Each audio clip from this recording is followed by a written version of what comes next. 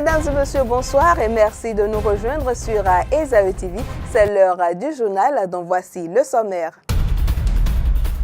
L'Union fait la Nation a fait une conférence de presse ce jour. Cette formation politique décrypte la situation sociopolitique du Bénin à 5 jours du vote de dimanche. Le candidat Lionel Zinsou a lancé son village de campagne. Nous vous y emmènerons. Et dans ce journal, découvrez les profils qui font campagne sur la toile, notamment sur Facebook. Nous recevrons aussi dans ce journal Jean-Claude Kouagou, journaliste, rédacteur en chef du quotidien Le Matinal. Bienvenue à tous. L'Union fait la Nation a donné une conférence de presse ce jour. L'objectif de cette conférence est d'attirer l'attention de la nation sur le climat socio-politique actuel qu'il qualifie de dangereux. Abdelkader Achirou pour le reportage. Face aux hommes des médias, ce mardi matin, les membres de l'Union fait la Nation se sont insurgés sur la manière dont la prochaine présidentielle est organisée en République du Bénin. La période est sensible et les conférenciers tiennent à rappeler cela. Le Bénin n'a jamais traversé de périls aussi graves, ni connu des perspectives aussi menaçantes. De lourds nuages pèse sur notre peuple, son unité, sa sécurité et sa prospérité. La distribution des cartes d'électeurs réalisée par la LEPI reste à polémique. La Cour constitutionnelle autorise les électeurs à voter avec l'une des deux cartes d'électeurs. Les conférenciers perçoivent cette décision comme une discrimination. Il est évident que dans les zones où on n'a pas distribué de nouvelles cartes, des gens ont perdu leurs cartes. Ceux qui ont les nouvelles cartes ont eu ce qu'on peut considérer comme un duplicata, même si cela n'a pas été fait suivant les règles. Et ceux qui sont dans les zones où on n'a pas distribué de nouvelles cartes ont perdu définitivement leurs cartes et ne peuvent pas voter. Les conférenciers ont tenu à rappeler aux institutions intervenant dans le processus électoral qu'elles doivent tout mettre en œuvre afin que les Béninois soient sur le même pied d'égalité pour la prochaine présidentielle. Le Rassemblement des forces progressistes a lancé le dimanche dernier le village de campagne du candidat Lionel Zinsou sur l'esplanade extérieure du stade de l'Amitié Mathieu Kérékou. Suivez les moments forts de cette cérémonie de lancement avec Enoch Lahadi.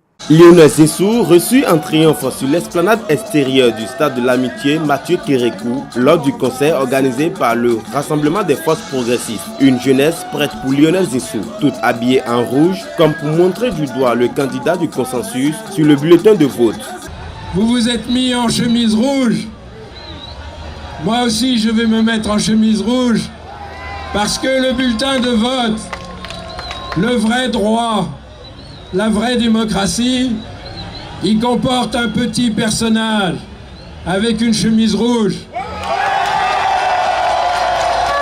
L'homme, souvent pacifique dans ses propos, n'a pas manqué d'indiquer à la jeunesse béninoise son importance dans ce scrutin présidentiel.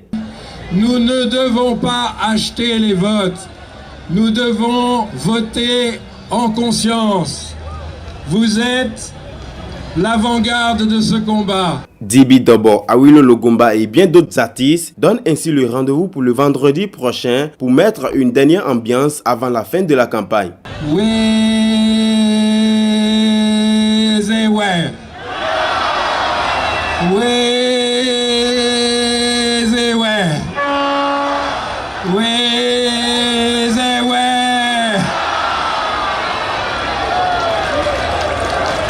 Choco, choco,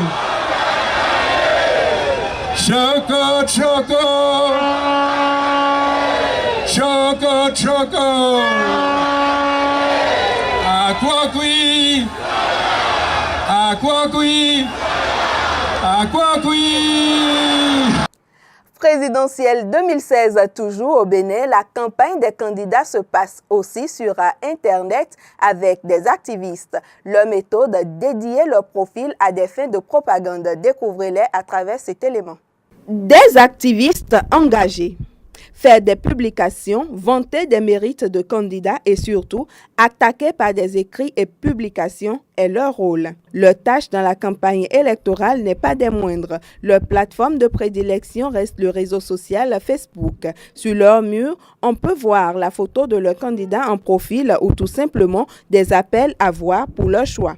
On peut dénombrer les profils dédiés aux candidats talents, Adjavon, Lionel Zinsou, ABT et Pascal-Irénée Koupaki.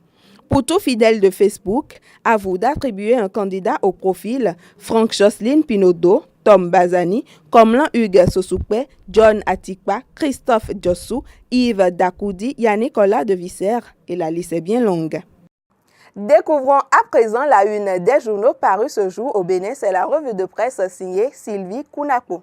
Deuxième semaine de la campagne salée, amère et consommable, ce sera un tsunami pour Zélie et les propriétaires des logos loués le dimanche prochain. Le potentiel nous invite à lire cette information à la page 9 de sa parution du jour. À lire dans le potentiel, campagne pour la présidentielle du candidat de la rupture à Savalou Bantay Tofo, le candidat Patrice Talon a été accueilli dans la journée d'hier par les populations de Savalou Bantay Tofo. Très enthousiasmés, elles se disent prêtes à porter massivement leur voix sur le candidat de la rupture. L'autre vision nous fait savoir que Zinsou promet un lendemain radieux aux jeunes et femmes de la Donga. L'opinion nous invite à lire les dénonciations de Eric Ndete en titrant « Face à la presse nationale et internationale hier, Eric Ndete dénonce le sabotage des affiches de Lionel Zinsou. Le candidat de l'Alliance républicaine ratisse l'âge dans la Donga. Le spectacle est très désolant. Lorsqu'on fait le tour de certaines arcades de Cotonou et de Calavi,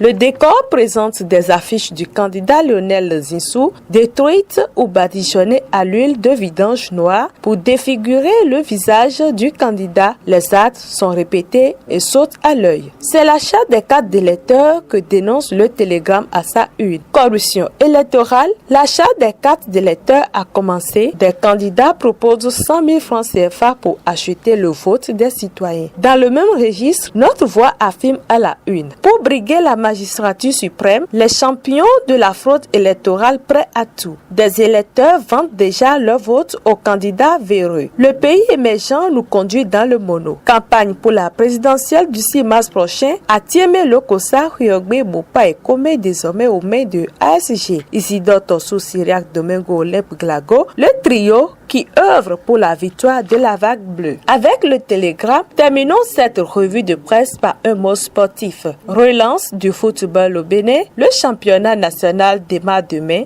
Mission accomplie pour le Conor et Maître Parezo Rafiou. De la une des journaux, recevons à présent un faiseur d'une. Il est rédacteur en chef du quotidien Le Matinal. Avec lui, on fera le décryptage politique. Journaliste, rédacteur en chef du quotidien Le Matinal, Monsieur Jean-Claude, bonsoir. Bonsoir madame. Tout un plaisir de vous recevoir. Présidentielle 2016 au Bénin, comment appréciez-vous la phase de distribution des cartes d'électeurs? Il faut dire que c'est avec un sentiment de regret que nous assistons à un certain nombre de dysfonctionnements au niveau des cartes d'électeurs. Il était prévu par le COSLEPI que la distribution des cartes d'électeurs devrait se faire convenablement avec un chronogramme qui a été établi et qui mettait en exergue ce qu'ils ont appelé les aires opérationnelles. Et suivant ces aires opérationnelles qui correspondent disons au découpement territorial, oui. Ça devrait commencer par les départements du Borgou et de la Liborie pour prendre fin par les départements de l'Atakoa et de la Donga. Aujourd'hui, à quelques 5 jours du scrutin du 6 mars prochain, nous nous rendons compte avec beaucoup de regrets que tous les départements ne sont pas encore pourvus en carte d'électeur et il se pose le problème d'impression au niveau du COSLEPI. Impression, duplicata, des morts qui ont encore leur carte d'électeur, qui peuvent encore voter. Dans cette ambiance-là, est-ce que vous pensez qu'on pourra réellement aller aux urnes le dimanche? Non, il faut d'abord dissocier votre question. Que des gens, des morts puissent voter, je n'ai pas l'impression que des morts puissent voter parce que nous sommes désormais dans un système informatisé et qui ne permet pas cette facilité-là qui était peut-être possible en temps. Mais est-ce que nous irons aux urnes le 6 avril, le 6 mars prochain? Ça, c'est une évidence constitutionnelle et nous sommes obligés de nous conformer, malgré les difficultés, de nous atteler à ce que le 6 mars prochain, nous puissions aller aux urnes, quelles que soient les difficultés, afin de ne pas avoir d'abord à tomber dans un vide juridique et avoir à pousser la date constitutionnelle du 6 avril, date à laquelle il est impérativement prévu dans notre Constitution que le nouveau président puisse prêter serment.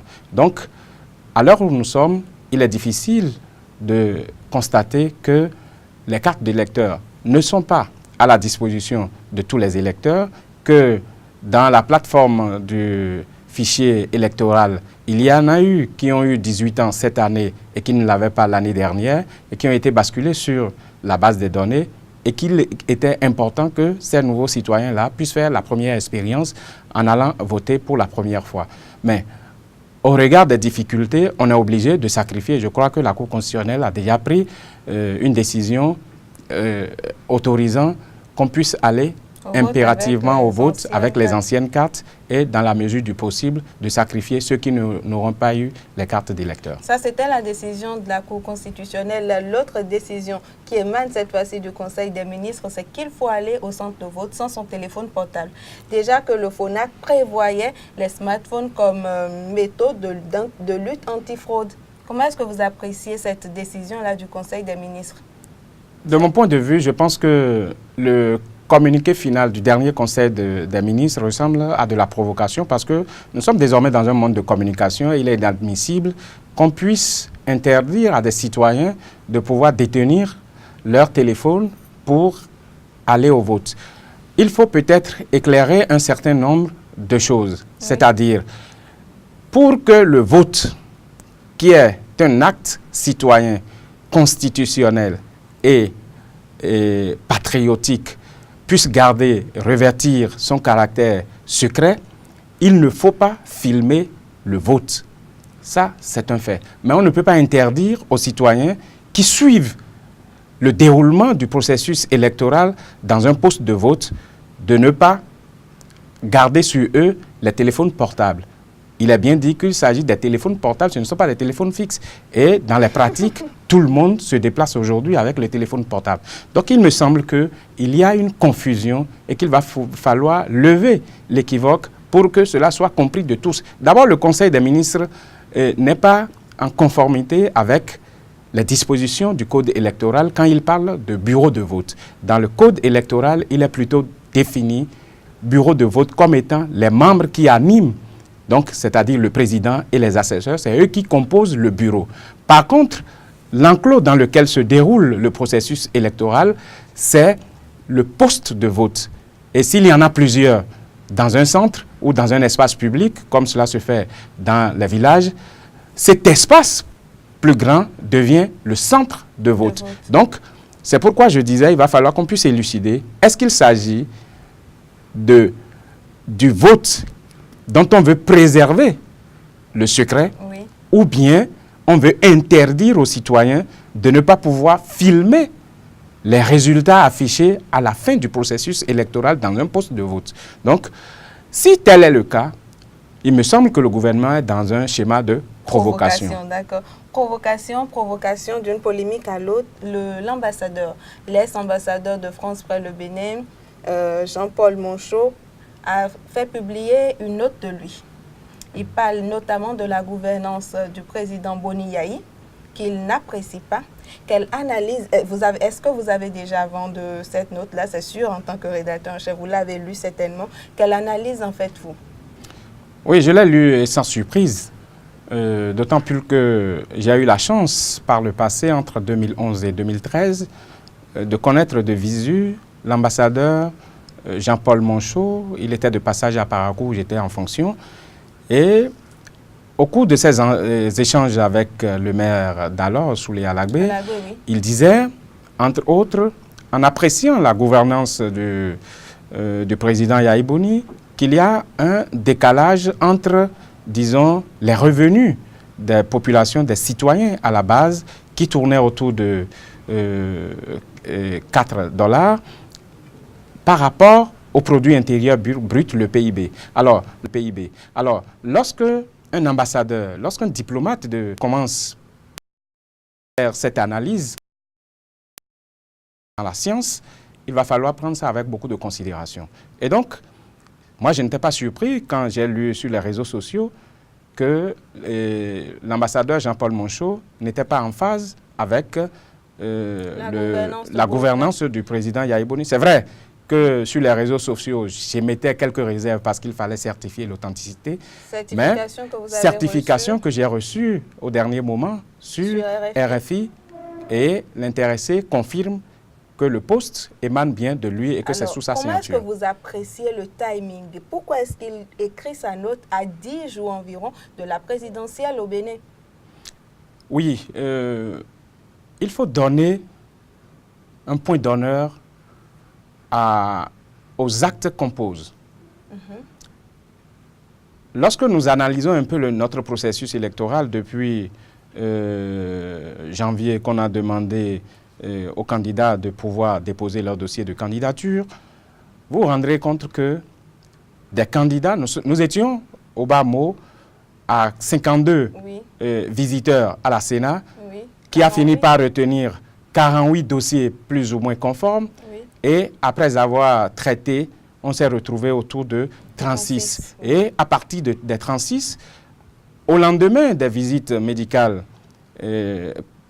prescrites par la Constitution, des candidats se sont désistés. Donc, pour un ambassadeur qui s'appelle Jean-Paul Monchot, pour ne pas travestir ses idées, il fallait quand même qu'il puisse prendre le temps nécessaire d'analyser, d'attendre que les candidatures se stabilisent, que les gens puissent se lancer dans la campagne, parce que je vous l'ai dit, il y en avait qui ont concrétisé, qui ont payé le cautionnement et qui, au dernier moment, se sont désistés en faveur ou non d'autres candidats.